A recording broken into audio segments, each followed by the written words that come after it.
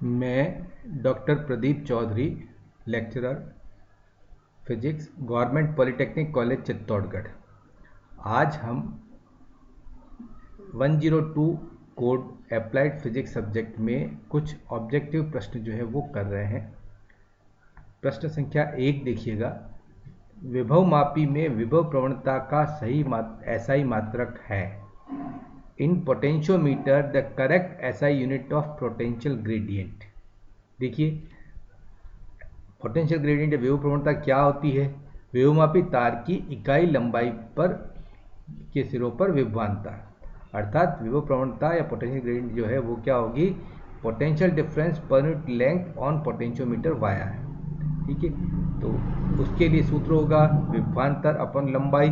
विभवांतर का SI मात्रक वोल्ट, लंबाई का मीटर, तो जगह वोल्ट प्रति मीटर। इस प्रकार से ए ऑप्शन जो है हमारा वोल्ट पर मीटर, ये सही होगा।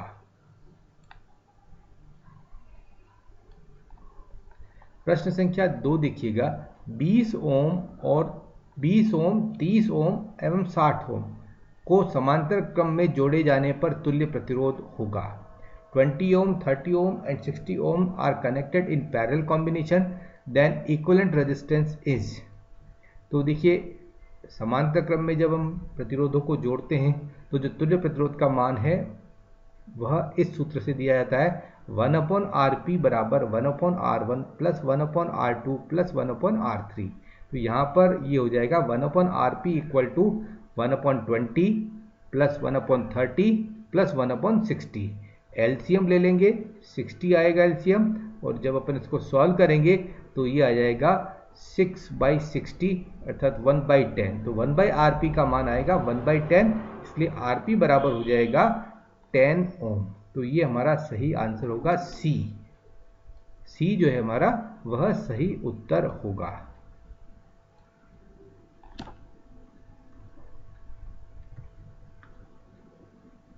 दस ओम जो है वह सही आंसर होगा। अगला प्रश्न है, अन्योन्य प्रेरण गुणांक का SI मात्रक है। SI unit of coefficient of mutual induction. इसके लिए ये मेमोरी बेस्ड क्वेश्चन है। अन्योन्य प्रेरण गुणांक का SI मात्रक, जो भी प्रेरण गुणांक है, चाहे अन्योन्य प्रेरण गुणांक हो या स्वप्रेरण गुणांक हो, इनके SI मात्रक हेनरी होते हैं। तो ये इस प्रकार से हेनरी जो है हमारा वह सही उत्तर होगा। इसके बाद आते हैं प्रश्न संख्या 4 पर। प्रत्यावर्ती धारा परिपथ में धारा के RMS मान एवं धारा के शिखर मान में सही संबंध है। In AC circuit, correct relation between RMS value of AC and peak value of AC is। IRMS और I0 के बीच में संबंध क्या है? तो हम लोग जानते हैं IRMS बराबर होता है I0/√2।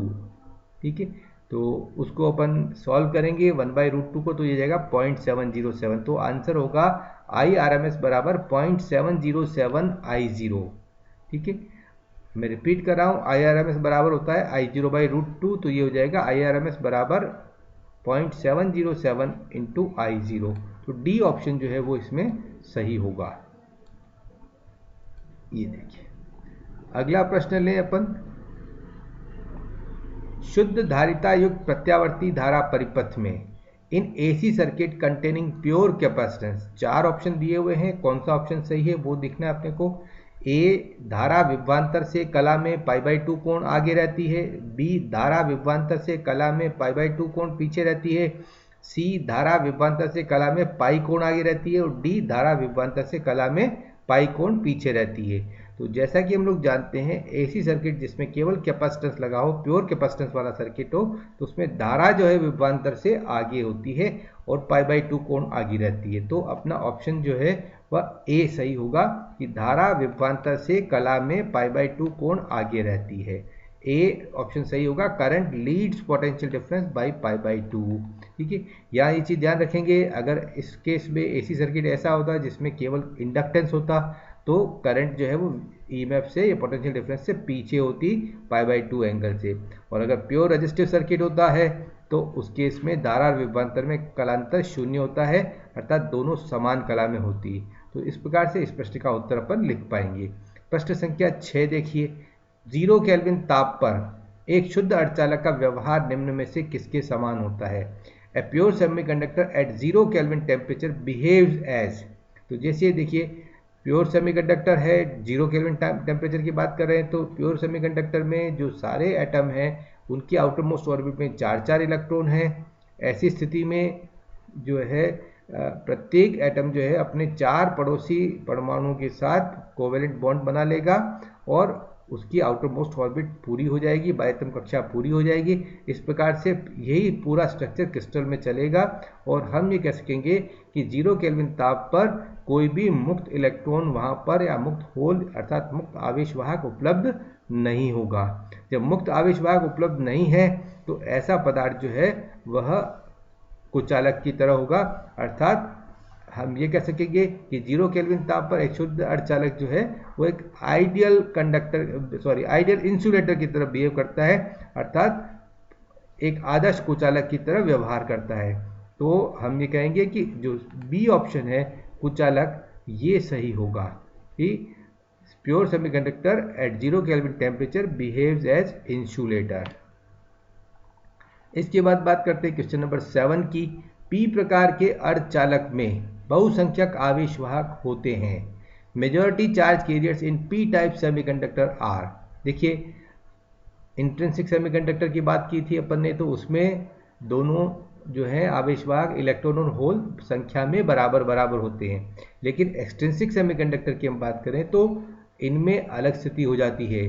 पी प्रकार के अर्धचालक में जो इम्प्योरिटी डाली थी वो ट्राईवैलेंट थी, 3 संयोजी अशुद्धि थी। 3 संयोजी अशुद्धि से क्या होता है कि जो इम्प्योरिटी एटम है वह 3 पड़ोसी परमाणुओं के साथ तो कोवेलेंट बॉन्ड बना लेता है, लेकिन चौथा इलेक्ट्रॉन उसके पास नहीं रह पाता। तो ऐसी स्थिति में जो वह जो इम्प्योरिटी एटम है, वह जो अशुद्धि का परमाणु है, वह जो क्रिस्टल स्ट्रक्चर है उससे एक इलेक्ट्रॉन एक्सेप्ट करने की पोजीशन में होता है और हम ये कहेंगे ऐसी स्थिति में एक होल वहां पर क्रिएट रहता है। होल मतलब इलेक्ट्रॉन की वैकेंसी। तो इस प्रकार से जितने इम्प्योरिटी एटम मिलेंगे उतने होलों की संख्या वहां पर बढ़ जाएगी। तो अब यहाँ पर मेजॉरिटी चार्ज कैरियर जो है वह होल हो जाएंगे। तो इस प्रकार से पी प्रकार के अर्धचालक में बहुसंख्यक जो आवेशवाहक है हमारे वो होल होंगे। ए ऑप्शन जो है हमारा वह सही होगा। अब इसके बाद बात करते हैं अगले प्रश्न की। प्रश्न संख्या 8 कहता है 2000 एंगस्ट्रॉम तरंग दैर्ध्य के प्रकाश के एक फोटोन की ऊर्जा होगी। Energy of a photon having wavelength 2000 angstrom. H की वैल्यू अपने को यहाँ पर दी हुई है 6.62 10 की पावर -34 जूल इंटू सेकेंड। तो अब यहाँ पर देखिए सबसे पहले फोटोन की ऊर्जा का सूत्र क्या है, E बराबर एच न्यू, लेकिन न्यू आवृत्ति है, हमको तरंग दैर्ध्य दे रखी है। तो ऐसी स्थिति में इस फॉर्मूले को कन्वर्ट करेंगे, फॉर्मूला हो जाएगा E बराबर एच, न्यू की जगह आ जाएगा C बाई लेमडा। तो यह हो जाएगा E बराबर एच C बाई लेमडा। अब देखिए H की वैल्यू दे रखी है, C प्रकाश का वेग है वो भी आपके पास है और लेमडा तरंग दैर्ध्य है। तो मैं यहाँ पर कहूँगा E बराबर एच C बाई लेमडा में H की मान तो हो जाएगी 6.62 10 की पावर -34, C की मान होगी 3 × 10 की पावर 8 मीटर पर सेकेंड और लैम्डा जो कि 2000 एंगस्ट्रॉम दे रखा है तो उसको मीटर में कन्वर्ट कर दीजिए 2000 10 की पावर -10, तो ये जाएगा 2 × 10 की पावर -7 मीटर। तो इस प्रकार से E जब आप कैलकुलेट करेंगे तो आपका आंसर आएगा 9.93 10 की पावर -19 जूल। तो ये बी ऑप्शन जो है वह हमारा सही होगा। तो इस प्रकार से अपन एक फोटोन की ऊर्जा निकाल लेंगे E बराबर एच सी बाई लेमडा वाले फॉर्मूले से और लेमडा का मान यहाँ पर 2 × 10 की पावर -7 मीटर हो जाएगा। ठीक है, तो इस प्रकार से अपन ये प्रश्न कर पाएंगे। अब अगला प्रश्न अपन देखें। नाभिकीय भट्टी में नियंत्रक के रूप में काम में लिया जाता है। देखिए the substance used as controller in nuclear reactor.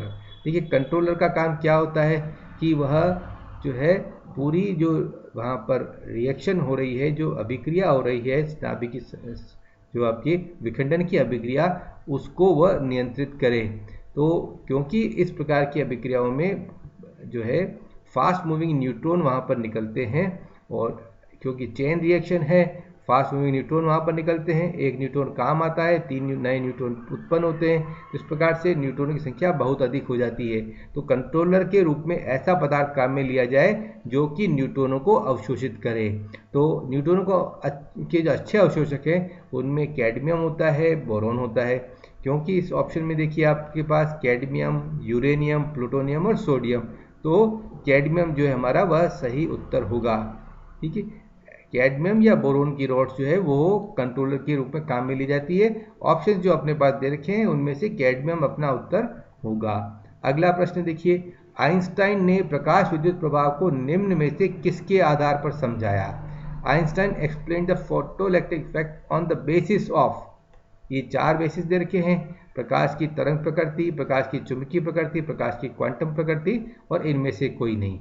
Wave nature of light, magnetic nature of light, quantum nature of light and none of the above. तो जैसा कि हम लोग जानते हैं कि प्रकाश विद्युत प्रभाव को प्रकाश की तरंग प्रकृति के आधार पर नहीं समझाया जा सकता।